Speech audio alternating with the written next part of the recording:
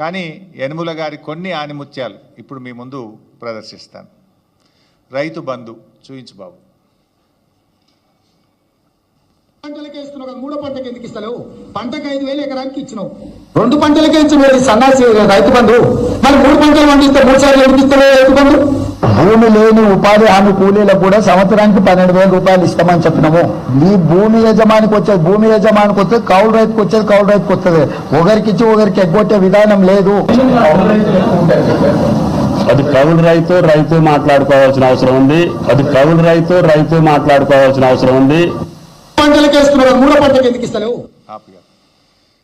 మీరు చూశారు, 2 పంటలకే ఎందుకు ఇస్తావు, 3 పంటలకు రైతు బంధు ఇవ్వాలన్నాడు. ఉన్న పంటకు ఎగబెట్టిండు కదా ఈ రేవంత్ రెడ్డి. ఇప్పుడు ఉన్న పంటకే రైతు బంధు ఎగబెట్టిండు. అంటే ఎన్నికల ముందు ఇంకో మాట చూశారు, కౌలు రైతుకు ఇస్తాం, రైతుకు కూడా ఇస్తామన్నాడు రైతు బంధు. కౌలు రైతుకి ఇచ్చినామని రైతుకు ఎగ్గొట్టం, రైతుకి ఇచ్చినామని కౌలు రైతుకు ఎగ్గొట్టం అన్నాడు ఆనాడు రేవంత్ రెడ్డి గారు. ఇవాళ ఏమంటున్నారు, అది కౌలు రైతు ఇద్దరు మాట్లాడుకోవాలి అని చెప్పి నిస్సిగ్గుగా మాట మార్చిన ఈ ప్రభుత్వ తీరు మీరు గమనించవచ్చు. ఇప్పుడు ఏమంటున్నారు, అధికారంలోకి రాగానే అది కౌలు రైతా వాళ్ళే తెలుసుకోవాలి, మాకు సంబంధం లేదన్నారు.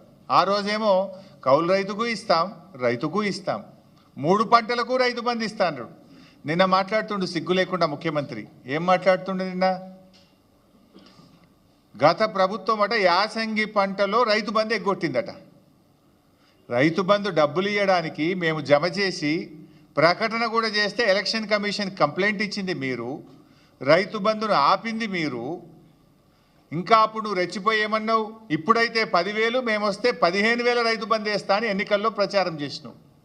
డిసెంబర్ 7వ తారీఖు నాడు నువ్వు ముఖ్యమంత్రిగా బాధ్యత తీసుకున్నావు. నాట్లు ఎప్పుడు పడతాయి తెలంగాణలో? డిసెంబర్ 7 తర్వాత 10 తర్వాత జనవరి దాకా పడుతుంటాయి నాట్లు. ఎప్పుడైనా డిసెంబర్, జనవరి, ఫిబ్రవరిలో రైతు బంధు వేసినాం. ఇప్పుడు నువ్వు ఎప్పుడు ఇస్తా అంటున్నావు రైతు బంధు? జనవరి 17వ తారీఖు తర్వాత రైతు బంధు ఇస్తా అంటున్నావు.